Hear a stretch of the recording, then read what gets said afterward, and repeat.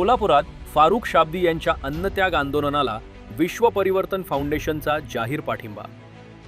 सोलापूर मुस्लिम समाजाच्या धार्मिक स्थळांच्या विकासासाठी विशेष निधी उपलब्ध करून देण्याच्या मागणीसाठी सामाजिक कार्यकर्ते फारुख शाब्दी यांनी 23 जुलैपासून सोलापुरात अन्नत्याग आंदोलन सुरू केले आहे। या आंदोलनाला विश्व परिवर्तन फाउंडेशनने पाठिंबा दिला आहे। सोलापूर शहरातील मुस्लिम समाजाच्या दर्गे, कब्रस्तान व इतर धार्मिक स्थळांच्या सुशोभीकरणासाठी तसेच ड्रेनेज, अंतर्गत रस्ते आणि मूलभूत विकास कामांसाठी विशेष निधी उपलब्ध करून द्यावा अशी मागणी फारुख शाब्दी यांनी केली आहे। या मागण्यांसंदर्भात त्यांनी सोलापूर महानगरपालिका आयुक्त, महापौर व सभापती यांच्याकडे वेळोवेळी पत्रव्यवहार करून पाठपुरावा केला। मात्र प्रशासनाकडून वेळेत निर्णय घेण्यात आला नसल्याने अखेर त्यांनी अन्नत्याग आंदोलनाचा मार्ग स्वीकारला।